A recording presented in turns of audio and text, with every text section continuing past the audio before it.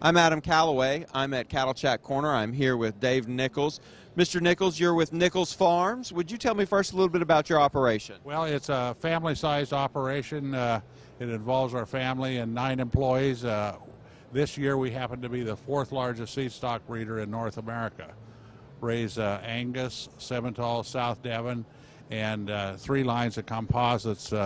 About 65% of the bulls we sell are composites. We sell about between 800 and 1,000 bulls a year.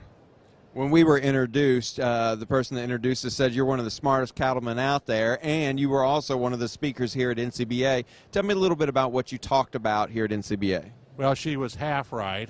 I was one of the speakers here at NCBA, and a panel was about adopting new technology so that the beef industry could prosper.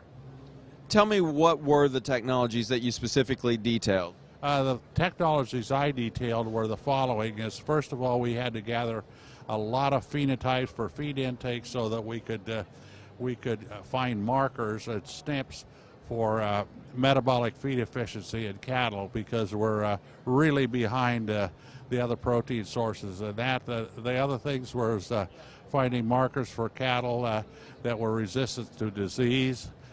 Third thing, find markers for cattle that indicated fertility. And the fourth thing was utilizing those animals through DNA technology that had an abundance of long-chain fatty acids in it, so that beef become as healthy as salmon. Can you tell me why going through and working on these technologies is important? It's not important. It's not important at all. It is absolutely essential for the survival of the beef industry.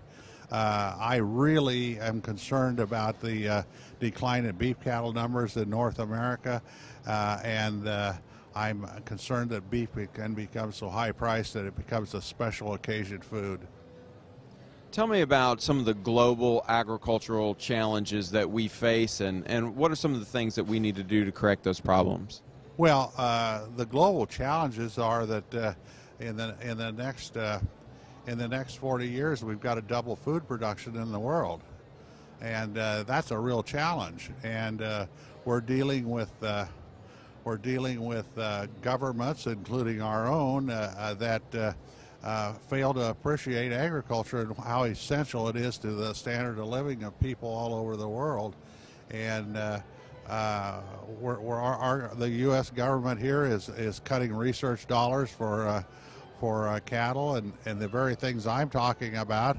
The industry itself has to devote more money to research, and they have to adopt feed intake machines. They got to get phenotypes on cattle that get sick and those that don't, and we just have to do these things if we're going to have the cow herd of America stabilize or even grow. If you could tell policymakers, or the general public for that matter, one really important fact, correct a misnomer for them, you could tell every one of them something, what would it be?